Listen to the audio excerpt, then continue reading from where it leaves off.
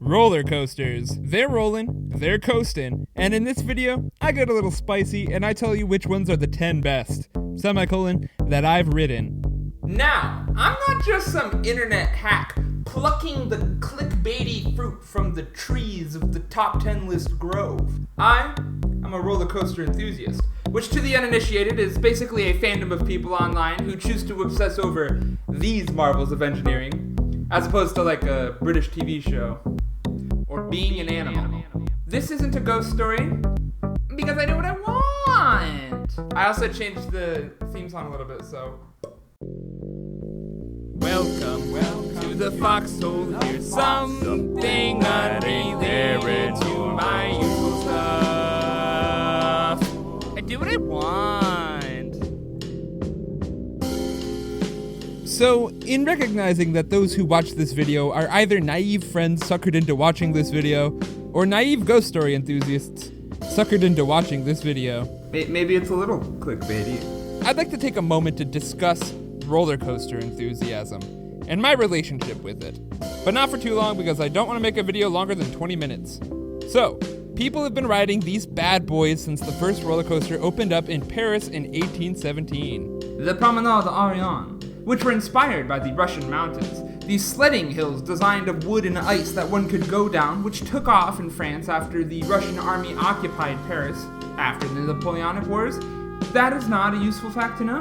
But it wasn't until the late aughts internet era when people gathered on forums to list their coaster credits and debate the legitimacy of the normie Golden Ticket Awards in an organized, self-made fandom. Credits being the term we use to describe the articles on that Google document that all of us keep, where we list every roller coaster that we've ever ridden in order with pictures.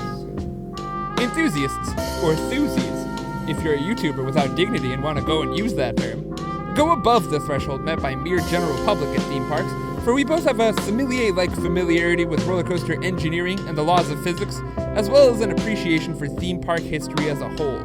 Most enthusiasts can look at any picture of a roller coaster and immediately know which company made that ride. You can even name a few specific engineers and designers sometimes. But we've got an arbitrarily set 20-minute deadline, and I haven't even gotten to number 10 yet. As for me, I've been obsessed with these baddies ever since I rode my first ever wooden coaster designated on the roller coaster database with the extreme descriptor. It was Screaming Eagle at Six Flags St. Louis. Ever since, I have put thousands of hours into Roller Coaster Tycoon, pored over each and every article on RCDB, and even cut my teeth at Michigan's Adventure. Which, to the enthusiasts, is not the brag that I'm making it out to be.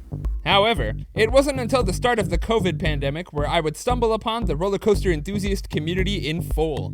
And that's entirely due to the nature of the YouTube algorithm showing me roller coaster YouTubers after I got into the Roller Coaster Tycoon YouTuber Marcel Voss after completing my probably at this point 7th playthrough of that game. And now, I have a credit list, including a couple of rare international credits by merit of having moved to Germany. I also literally work at an amusement park now, Movie Park Germany, as a song and dance show performer. So thankfully, it is no longer a fanatical obsession, it is also my job. And if my boss asks, my number one roller coaster is Star Trek Operation Enterprise, so, you know, you don't have to watch the rest of the video. You're all good. Now you know. Alright, she's gone. Let's get to number 10. Okay, so my number 10 and number 11 are in a tragic situation where they're literally in the same park. If these were like my number 17 and 18, we wouldn't be having any problems. But this is the cusp, and only one coaster at the cusp gets a section of this video designated to it. So after constant deliberation, Outlaw Run beats Time Traveler! Outlaw Run number 10. Alright, so I am not immune to the Rocky Mountain construction hype that has affected all of us within the community. For the rest of the video, I will be referring to them as RMC. This is the team that have kind of pioneered and built the wood and steel hybrid coasters. I'm pretty sure they're the only company that makes these types of rides. But RMC didn't just make one type of roller coaster and call it a day. They have incorporated elements and layout choices that have fundamentally changed how every other manufacturer has built their roller coasters going forward. They have made some crazy design choices, and rest assured, this is far from the only RMC entry on this top 10 list. But you know what? Let's talk about a few of them with Outlaw Run. Built in Silver Dollar City in Branson, Missouri in 2013, Outlaw Run is actually different from most RMC models because its track itself incorporates wood as opposed to the more often used steel iBox track. I think there are only 4 of these wooden bad boys out there in the company's 20+ roster. So, we have a rougher experience, and we have a wilder experience. The way that wood was meant to be written, rewording that. We have an out-of-control wooden coaster experience, an out-of-control outmaneuvering an outlaw theme, and a setting on a pretty hill. Strong start. But it's those aforementioned crazy elements that really bring Outlaw Run to the upper echelons. And let's get into them. First off, the double inverting inclined barrel roll thing, that's the highlight. It takes the train back to the top of the hill with 2 inverting twists that almost work as a braking system because it goes upwards, leading to crazy hang time forces right before the end. This is also the only methodical part of this ride. The rest of it hauls through the forest. You have a beautiful first drop, you've got outwardly banked airtime hills, the kind RMC are famous for, and one of them is just an inversion. Now, I mentioned that Time Traveler was the ever-present runner-up, literally had it at number 10 mere minutes before writing this script, and that's a Mach Ride's extreme launched inverting spinning coaster. So an absolutely baffling experience. But the pacing of Outlaw Run, coupled with the more noticeable G-forces that it pulls, barely puts it ahead. If Time Traveler picked up a bit more speed, pulled a bit more forces, it's curtains for Outlaw Run. I know for a fact that if I do Ride to Happiness in Belgium, it's a different story. I'm also not a contrarian, and this ride's biggest critique is the fact that it is a lot shorter than most RMCs. And I say to that, and I do not disagree. I do not disagree with that fact, and that's why this is number 10, baby. But the ride's other critique is that it is a lot rougher than most of the other roller coasters RMC has made. And to that I say, I get motion sick out of 4 of 5 roller coasters if I don't take my Dramamine. So I do not have any skin in that game. But yeah, Silver Dollar City's great, Outlaw Run's great, get the cinnamon bread. Now, to be honest, my number 9 coaster is kind of a little bit of a simp pick for me, in as much as I think I'm kind of getting a little bit blinded by nostalgia. Simp pick is also not a roller coaster enthusiast term. I made that up. Well, I didn't make the word simp up. I can't take credit for that one. But I talked about Michigan's Adventure earlier, out of Muskegon, Michigan. So no one's going to call it Muskegon anymore. This is, by all accounts, maybe not the best theme park in the world. It's, it hasn't gotten a new roller coaster since a Vekoma SLC maybe 20 years ago shipped in from a park that closed. But Shivering Timbers, this Custom Coasters International Woody from 1998, I'd say it's worth it. It was especially worth it for me because when I grew up, the park was like less than 2 hours away. I grew up on this coaster. I got rides pretty much every year of my youth. Not a lot of enthusiasts find the time to get up to Muskegon, so it's a bit of a white whale in the community, especially considering how much we like to maybe make fun of Michigan's Adventure a little. So for the longest time, I've kind of assumed that Shivering Timbers was remembered with rose-tinted glasses, but I go to Michigan often, so I got my rides in as an adult with a, fully developed adult brain, and it's number 9 for a reason. I compare it to Cedar Point's Magnum. This is an aero hypercoaster from the 1980s that also features an out and back layout. However, on the return trip, it features these jagged, triangle-shaped airtime hills that are just designed to inject airtime straight into your veins. And they are as comfortable as injecting something straight into your veins. Shivering Timbers, on the other hand, does not clear 200 feet like a hypercoaster by merit of its definition does, but how it excels past Magnum is that it takes the trip back and refines it with these variations and these actually comfortable moments. The start with the camelbacks?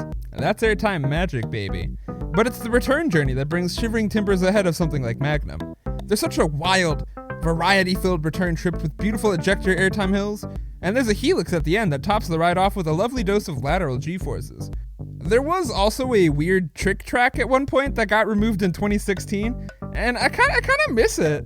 But I think airtime hills with a continued focus on negative G-forces is a fine trade-off. I have this very specific philosophy with roller coasters where I want them to go to the right an equal amount of times that they go to the left. I want that balance.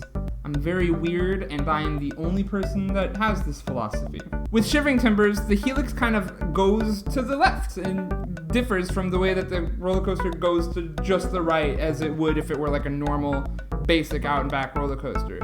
But my one critique is that I kind of wish there was a second helix. The second critique is that I know last roller coaster I said was like, it's rough, but I get sick on most rides. But Shivering Timbers is a tad bit rougher than Outlaw Run. However, it is the smoothest ride in that park. Also, I went the same day as El Toro Ryan one time, famous roller coaster YouTuber, and you can see me in his video. Boop!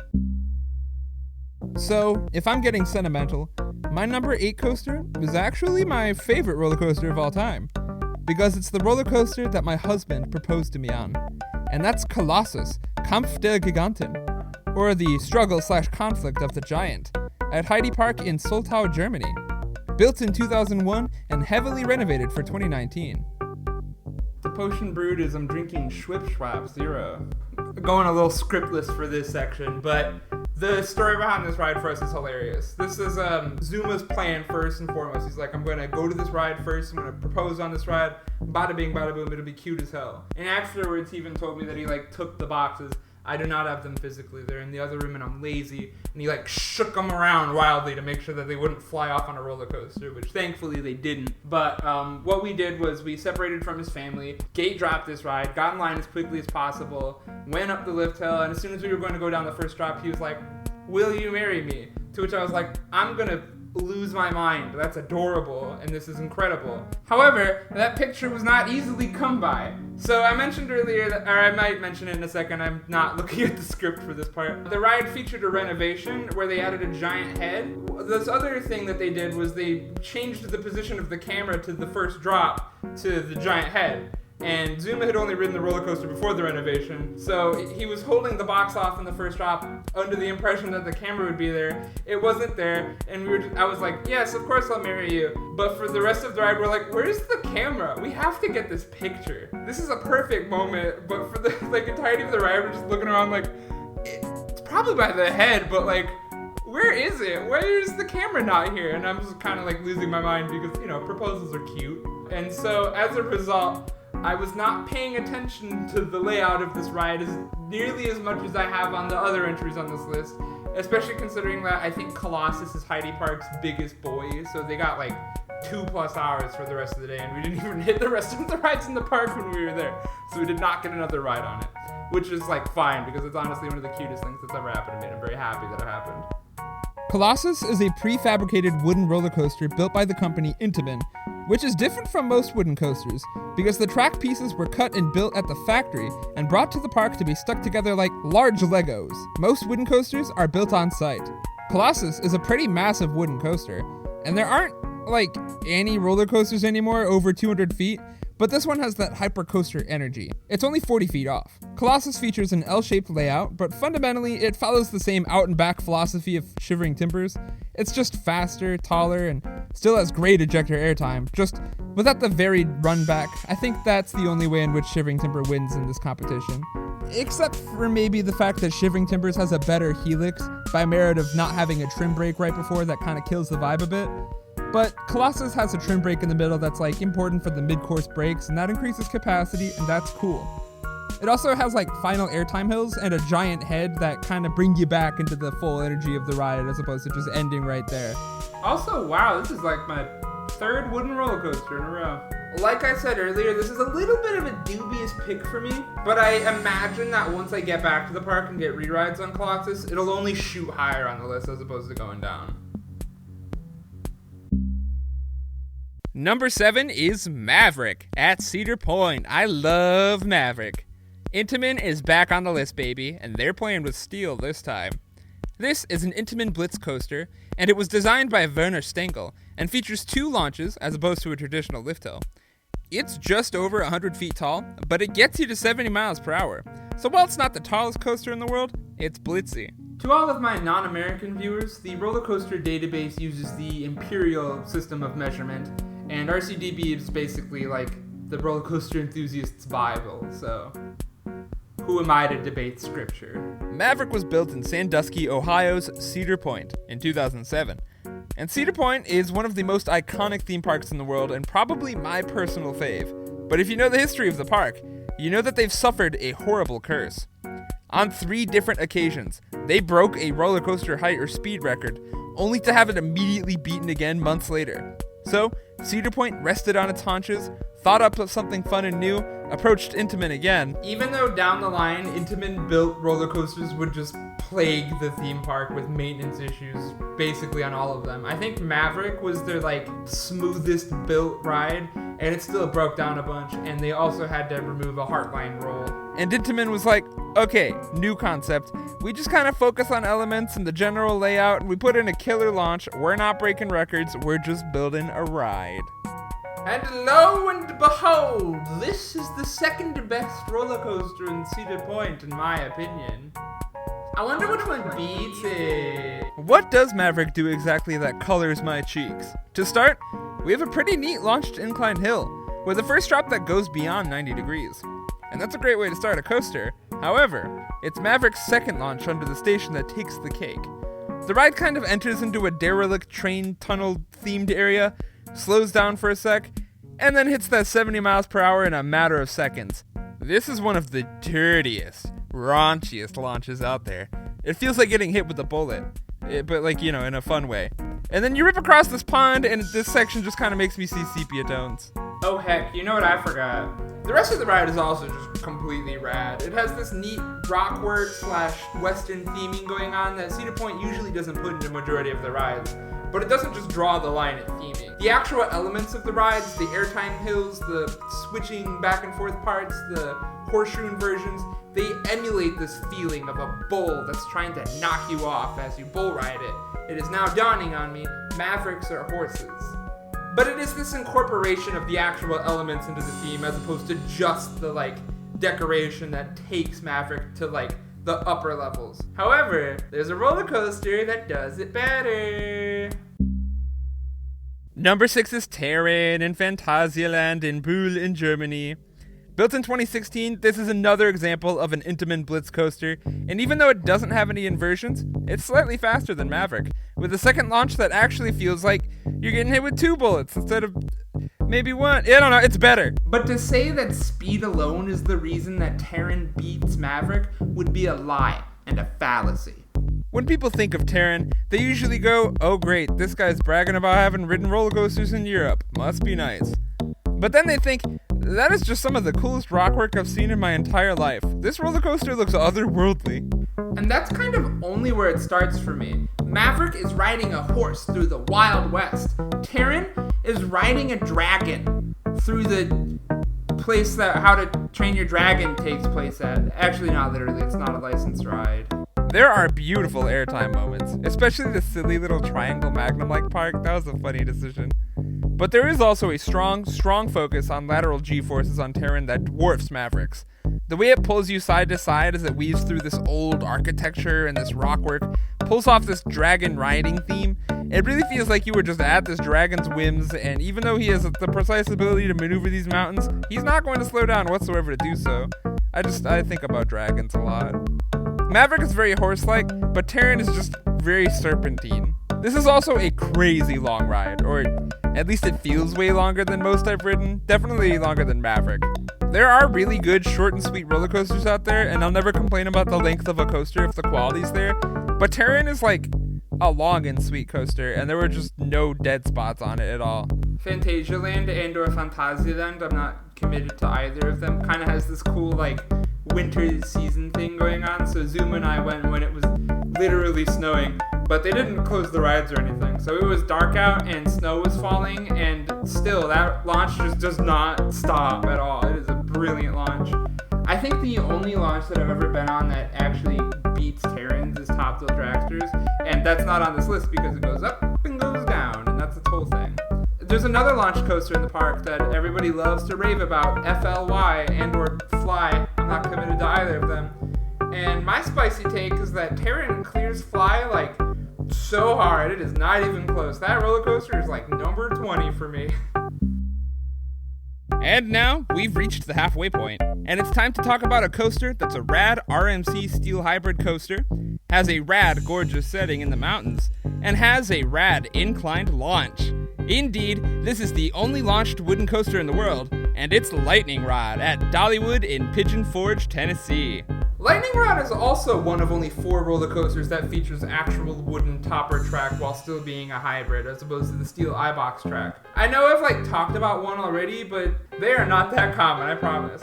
And weirdly, I've also been on the 3rd one. Goliath will not be featuring on this list. Lightning Rod was built in 2016 and was RMC's first and only experiment with an LSM launch. Tragically, experiments aren't successes always, and the ride was often closed due to technical difficulties, to the point where in 2020, they closed the ride, slowed the launch down a bit in order to retool it, and replaced 50% of the track with the actual steel track that they normally use. So it may not be a wooden roller coaster anymore. But either way, the launch has a trim brake that heavily slows down the train at the top and is kind of a buzzkill. However, there's far less downtime with it, and at the end of the day, that's a fine trade-off. So as a result, I have only ridden the inferior version of this ride. Allegedly. And it's still number 5, baby, so I can only imagine where the OG Lightning Rod would have placed. However, with a top speed of 75 miles per hour and a height with its drop of 165 feet, even if this ride had a classic chain lift hill, it would still place really high on this list. It is not the launch that makes this roller coaster number 5 for me. Some of the standout elements on this ride include the quad down, a section that starts on the top of the hill that just drops 4 times and absolutely pulls brilliant negative G's at each step of the way. The this thing. I don't think we have a name for it, I just like it. And of course, the dolly, the only roller coaster element named after a country singer. It's kind of this near vertical up and down camelback that pulls the weirdest airtime on an element like this. I can only imagine what it felt like when the launch was at full speed. This ride is a masterpiece, and it's also one of the only 2 RMC roller coasters that come without an inversion. And frankly, it doesn't need any. It's in the Smoky Mountains, and that's probably one of the prettiest settings one can find a roller coaster. But my one critique, I say that like I haven't brought up multiple critiques, is the fact that it kind of pulls you to the left more often than it does the right, and it messes with my left-right balance equilibrium. There are a couple of moments where it banks at a 90-degree angle, but it does it to the left 3 times, with only one right turn in the middle there, I think. Is that an unhinged complaint? I really might be the only person to complain about that sort of thing, but you know, I'm a trailblazer. Lightning Rod though, number 5. French kiss. Chef's kiss. Uh-oh, look at the time. It's yet another wooden roller coaster o'clock, and this one's also an Intamin prefab. Y'all love it. It's the one, the only, the maybe not around for that much longer, El Toro at Six Flags Great Adventure in Jackson, New Jersey. I'm looking at how long these little video sections are taking, and we're gonna bump it up to, this is gonna be a 25-minute video. 25-minute video, easy. With a height of 180 feet, El Toro is the 2nd tallest wooden roller coaster in the world, in terms of its drop. It's also the 3rd fastest wooden coaster, with a speed of 70 miles per hour. However, the only coasters that beat El Toro in this regard are RMC hybrid coasters with topper track, so this is the world's tallest and fastest standard wooden coaster. It's also right next to the actual tallest roller coaster in the world, King Dakar, which is probably the biggest flex we're going to ever see come out of a Six Flags park. El Toro was built in 2006.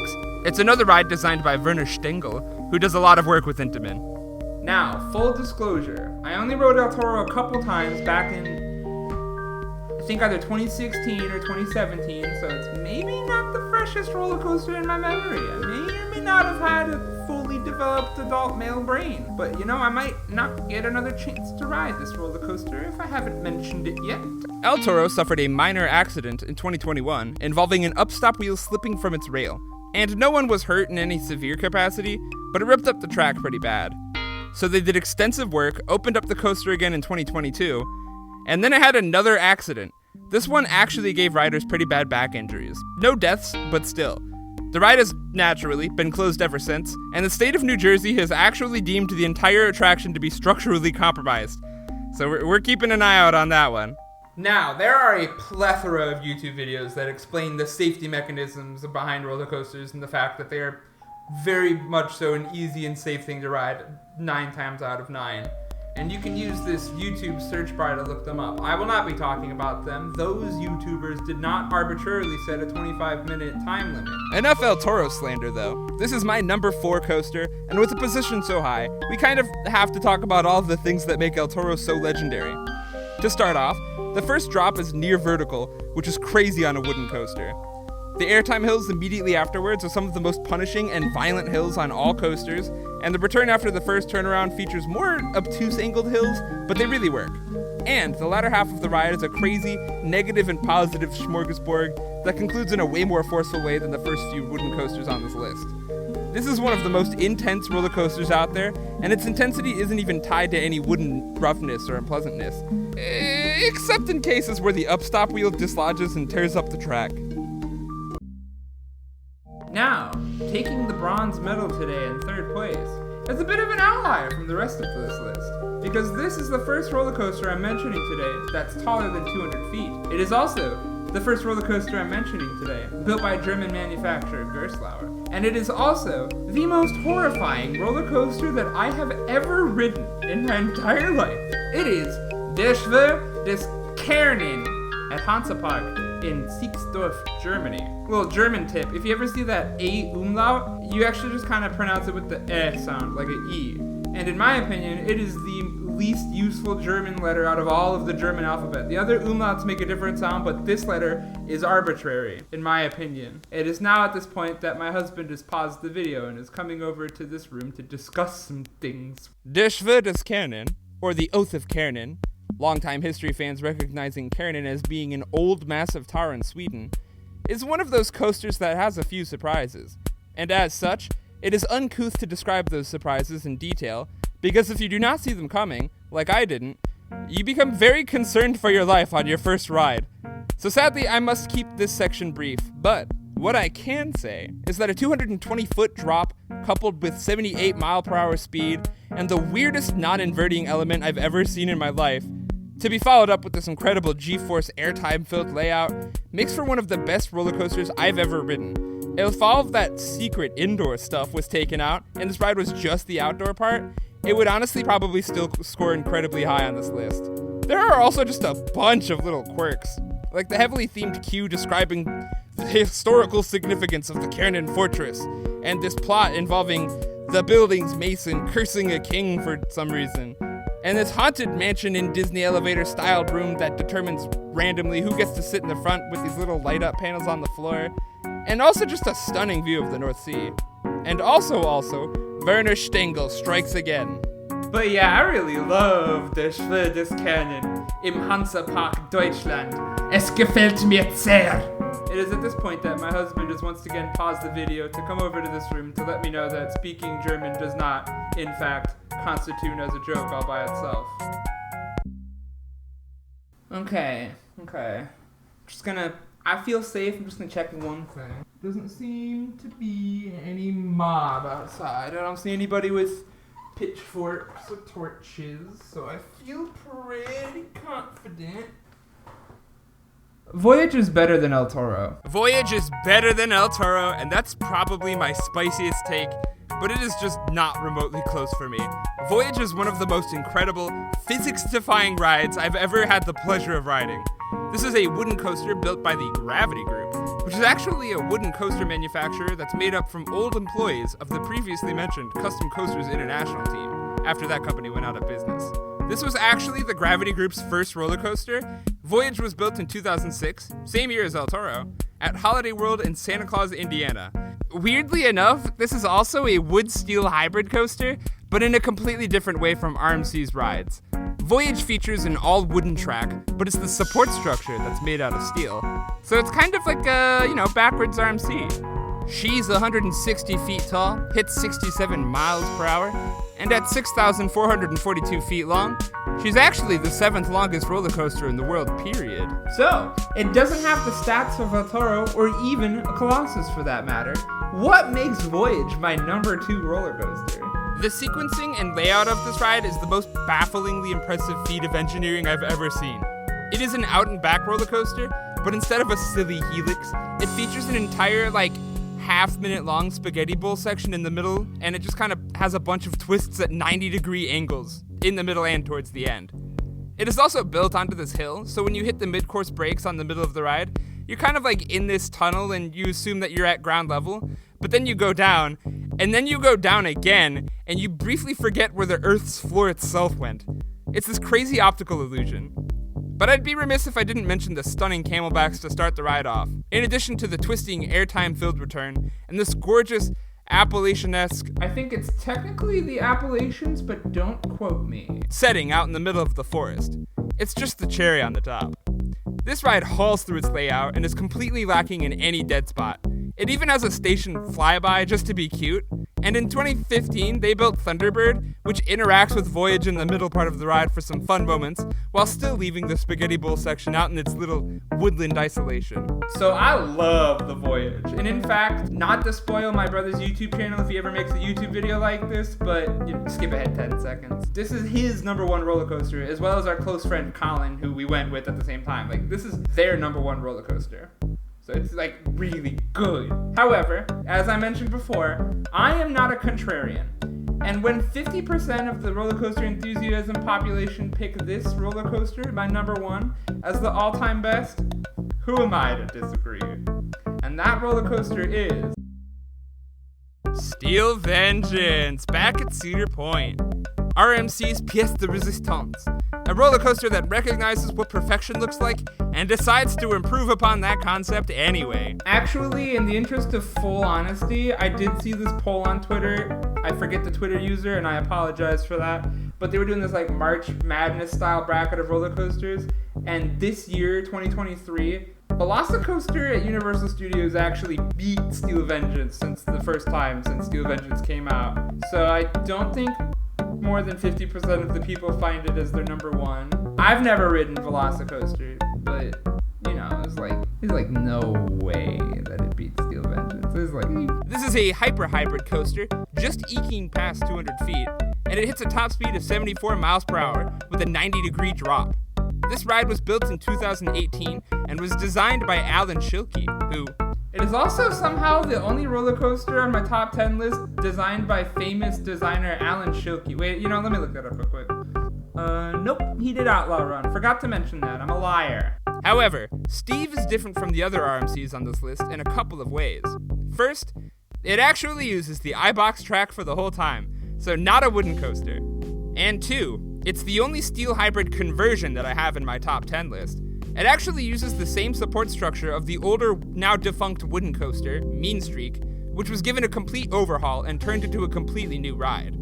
The RMC treatment, if you will. A majority of their rides, RMCs, actually are wooden conversions similar to this. I just happen to have them a bit lower on my list than number 10.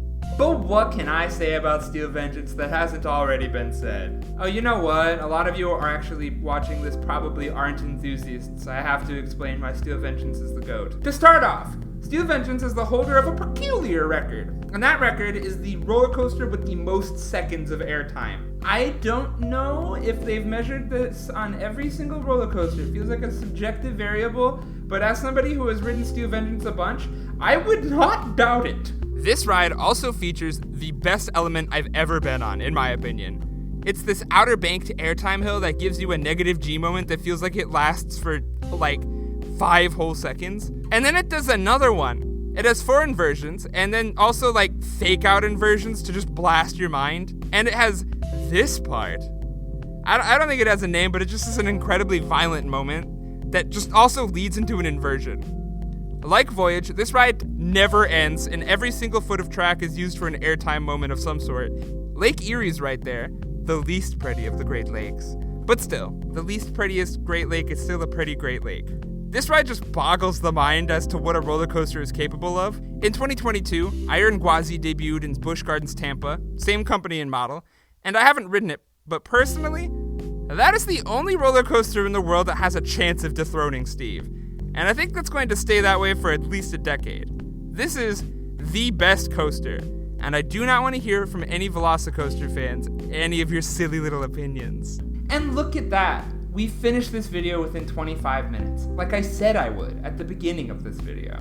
But I hope you had fun. I hope you learned something. Maybe I'll make some more roller coaster content down the line, but As a community, we've kind of exhausted every topic, and I don't think I'm innovative enough at this moment in time. Forsy out. You know what, actually? I said I was gonna get a little spicy. Let's get some spicier takes out on the table. I'm gonna just get some spicy takes, okay? Iron Gwazi, me. Steel Vengeance is gonna be the GOAT forever. Lightning Run clears Storm Chaser, Kentucky Kingdom. And it's not that close. Voyage clears El Toro. Not even close. There's this YouTuber or a Twitter user, I think. He's in the furry community, but he also does a lot of roller coaster content, and his name is Adler the Eagle. And I'm gonna say it.